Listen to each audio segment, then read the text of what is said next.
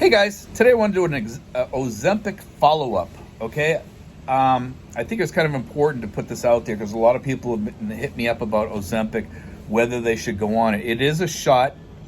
You get the shot once a week. There are some sites online that say you take a shot every day. That's not true. You take Ozempic once a week and you start off on a low dose and you work your way up.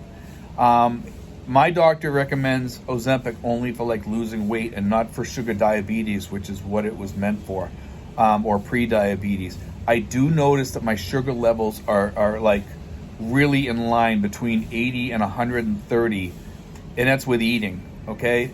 I eat smaller meals. In the morning I'll get up and I'll have maybe a salad with a scoop of tuna, a small scoop of tuna on it.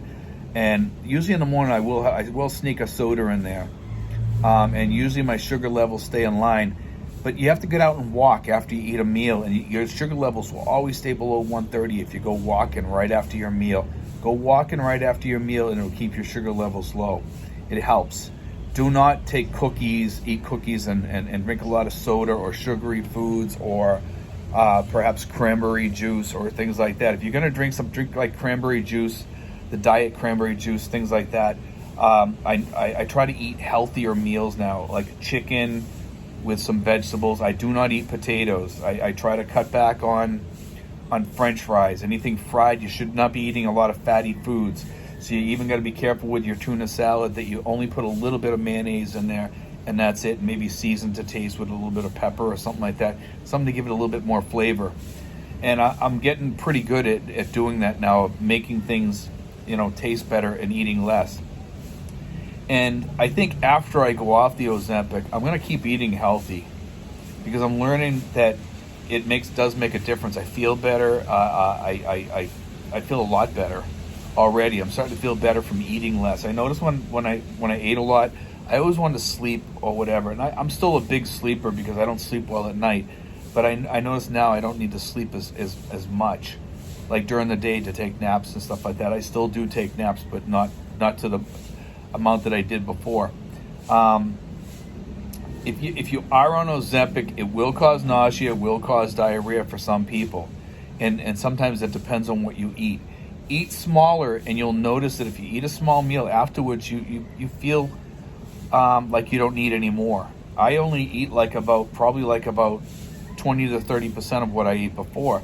I eat a small Subway salad, and I'll get if I go to Subway, I'll get 2 or 3 of them and buy them ahead, put them in the refrigerator, and then what happens is, I'll have them ready, or I'll go to Pancake House and I'll get a club sandwich and I'll eat half the club sandwich, and I'll eat like a few of the French fries. They don't give you a large quantity.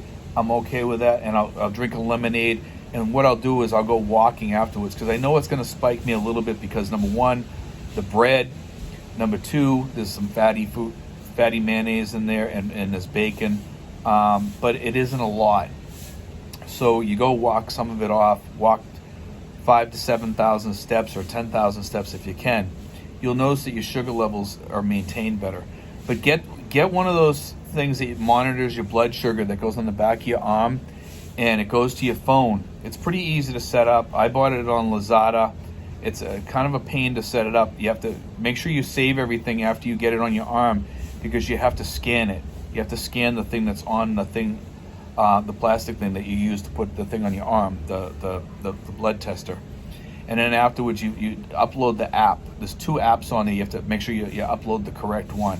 And it works great. There's all different types, all different brands out there that you can use. Some of them have the little thing you carry in your pocket and it tells your blood sugar level on that. And that's probably the better one of them that you can get out there. Use one of those, and I think you'll find that you'll enjoy it a lot more. You can use that, to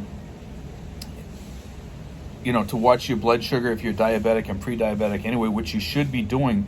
But also, if you're just on the medicine to lose weight, you want to make sure that you don't go down too far and you don't want to spike. Okay, so you want to keep your blood sugar levels between 80 to 130. Okay, after you eat, the highest it should go is 130. Once in a while, you'll spike over that. You want to stay like 95% in that range during the day, because you will be eating snacks and stuff. Eat grapes, Don't eat crackers and stuff and peanut butter. You can look up all the things on Ozempic that you shouldn't be eating, and those are the things that you should stay away from. There's a lot of stuff on there that you need to stay away from. I myself, like I said, I've lost probably about 15 pounds.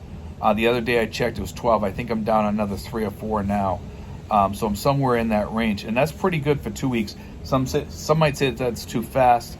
Well, like I said, I gained a lot during the Christmas season, not because I ate a lot, just because I did. I don't know why. Maybe I was not exercising as much as I used to.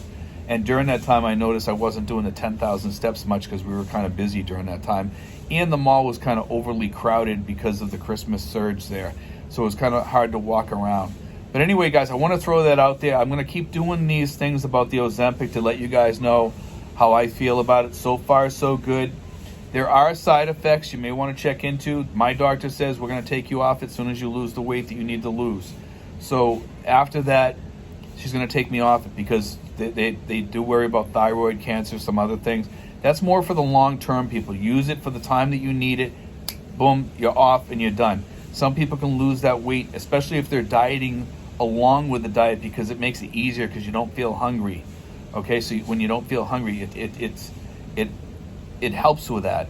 Okay, the medicine helps with that, and that's all you need is that little extra boost, and it helps you because when you eat something, even a small salad like from Subway, or a half of a 6-inch sub or whatever, because you shouldn't be staying away from bread, so you don't want to have too much bread. So if you do like bread, eat half of a instead of having a 12-inch or a 6-inch, have a 3-inch, and then eat that. And then later on in the day, have some grapes or something. I'm trying to do a little bit of intermittent fasting along with this. So I try to eat 1 meal a day. Some days, other days I'll eat 2 meals a day, and I'm doing okay. And if I do feel a bit hungry, I'll go get some grapes or something. I'll go cut myself an orange. Things like that. That stuff's okay. It says you can eat oranges. Oranges are okay. There's a lot of foods on the list that you can eat and you're okay with. Look up what you can eat and you can't eat with Ozempic, and that will help you out a lot by knowing those foods. Remember, you need to still have exercise, and you should try to do 10,000 steps a day. It'll help you lose weight faster on this diet. You should still watch your foods that you're eating. Go to lower fat foods. The Ozempic will help you. It'll fill in that void in your stomach, making you feel less hungry because of the Ozempic. That's what the way the Ozempic works. So you kind of have to work with it. You'll do a lot better by following a diet and doing intermittent fasting a little bit with it too, because you're able to, because you don't feel hungry. Stay away from sweets, and then also try to do those 10,000 steps a day, and you'll radically see a change in your weight.